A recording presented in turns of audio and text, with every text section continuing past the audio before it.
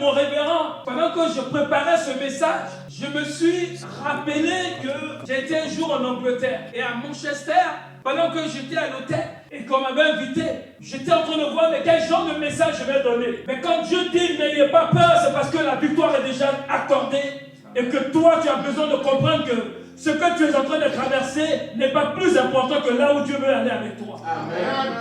N'ayez pas peur, mon bien-aimé. Je parle à l'autel de la maison de ton père. Je parle à l'autel de la maison de ta mère. Ils savent que pendant que tu es ici, il y a une phrase qui dit que toi tu as échoué, mais le Seigneur dit toi tu as réussi.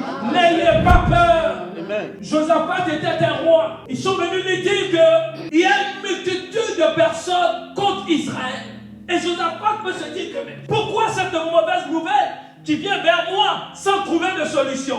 Il y a des nouvelles qui viennent sans trouver de solution, mais ça dépend de comment tu entends les mauvaises nouvelles et comment tu appréhendes les solutions. C'est pas parce qu'une mauvaise nouvelle est arrivée que peut forcément répondre tout de suite. N'ayez pas peur. C'est un problème spirituel qui doit se régler de manière spirituelle. Il peut avoir un problème physique qui doit se régler de manière physique. Amen. Il peut avoir un problème où tu n'es pas concerné, mais tu dois être quoi? L'écoute de la sagesse. N'ayez pas peur. Il y avait une multitude. Quand on parle de multitude, on parle de plusieurs. On parle d'un nombre, on parle d'une quantité, on parle d'un volume. On parle des gens qui sont déterminés à faire le mal, à combattre. Il y a des guerres que tu n'as pas choisies. Il y a des guerres que je n'ai pas choisies. Mais quand tu as choisi Christ, ces guerres s'imposent à toi. Vous savez, les gens de vos familles, je dis simplement que pourquoi tu as choisi Jésus?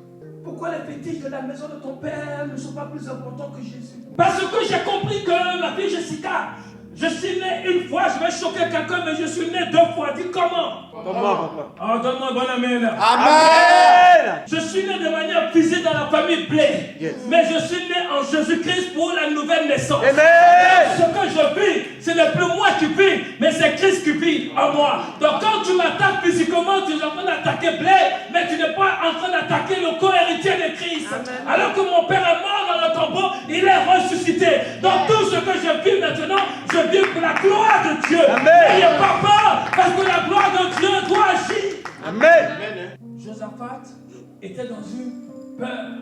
Oh, la peur, c'est quoi? Quelqu'un peut me dire un peu la peur, c'est quoi? C'est un sentiment d'émotion négative qui donne la crainte d'un danger. Quand j'ai peur, je ne suis plus stable. Je ne maîtrise plus la situation. Je cherche un appui. Et l'on cherche l'appui de la chair. Oh, la chair ne peut que t'emmener que de la perdition. Josaphat n'a pas cherché le conseil de ses amis. Première révélation pour ne pas avoir peur, c'est de se détourner des autres.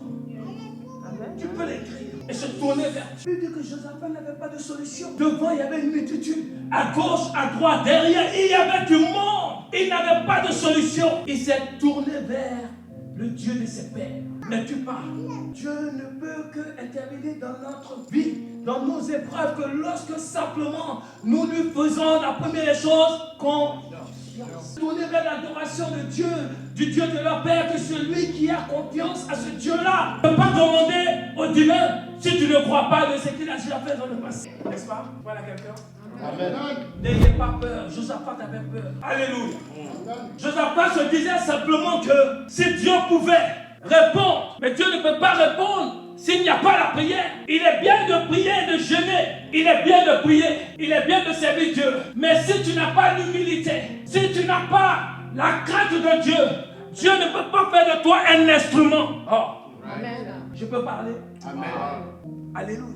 Amen. N'ayez pas peur. Parce que dans toutes circonstances, lorsqu'il y a le danger, tout le monde recule. Mais Josaphat s'est retourné, détourné de tous ses compagnons. Et il s'est tourné vers la face de Dieu. Amen. Dieu était avec lui, il parlait. Seigneur, si tu peux, si tu peux, si tu peux, si tu peux, si tu peux. Nos yeux sont fixés, non pas sur les adversaires de Josaphat, mais sur Dieu. N'aie pas peur, ne pose pas des regards inquiets, quels que soient les Ammonites, quels que soient les Moabites, quelle que soit la montagne de Séir.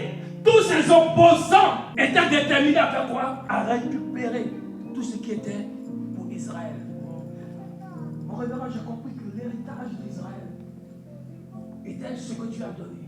Mais il y avait une possession. Les Ammonites, les Moabites, la montagne de Séir étaient occupés déjà la richesse de Josaphat et des Israéliens. Ce n'est pas celui qui occupe ton héritage qui est important, mais qui t'a légué l'héritage. Celui qui t'a légué l'héritage va s'occuper de réclamer tout ce qu'on a volé. N'ayez pas peur. Jésus. Alléluia. Il dit cette multitude, ce n'est pas vous qui combattez. J'ai compris qu'il y a des combats où tu n'as plus besoin de combattre, mais Dieu attend que tu obéisses à ce que lui s'élève. Mais tant que Dieu ne se lève pas, c'est que toi tu dois être assis. Et si Dieu s'assoit, c'est que toi tu dois être quoi? Debout. Il y a un sens inverse de la réciprocité. Il faut que Dieu combatte lorsque tout le monde s'est dressé contre toi. 3 armées, une multitude contre Josaphat et Israël. N'ayez pas peur. Ce combat ne vous appartient pas. Exode 14, verset 21. Bienvenue. Amen. Moïse étendit sa main sur la mer. Oui. Et l'Éternel refoula la mer par un vent d'Orient qui souffla avec impétuosité toute la nuit. Il mit la mer à sec et les eaux se fendirent. Un Dieu de cette puissance qui a permis de fendre la mer, il est capable de fendre ton problème. Amen. Il est capable de fendre ton problème. Amen. Il est capable d'apporter une solution là où tout semble fermé. Si tu ne détruis pas, on te détruira. Si tu ne détruis pas ton ennemi finira par te détruire. Amen. Donc tu dois combattre l'adversité. Donc Josaphat ne pouvait plus reculer, mais il pouvait que avancer. Mais avancer avec qui? Avec l'Éternel et non pas avec l'armée d'Israël.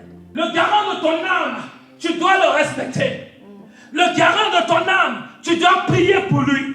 Il est ce Josaphat-là qui va se tourner vers Dieu et dire que tu es le Dieu de nos pères. Nos yeux sont fixés vers toi. Voici ma fille qui chante. Voici mon fils qui chante. Et pendant que Josaphat va être en train de parler à Dieu, Dieu va se dire que je vais mettre un prophète autour de vous. Et ce prophète va dire quoi? L'Éternel vous dit, tenez-vous là. Demain, à ce même endroit, vous mettrez là. Vous chanterez. Donc il y a l'armée qui sera derrière et le groupe musical sera devant. Pourquoi? La représentation du groupe musical, c'est représenter Dieu au devant de tout problème. Et lorsque la louange va commencer à se manifester, l'Éternel va mettre une embuscade entre les Israéliens et ses ennemis, les Moabites, les Syriens.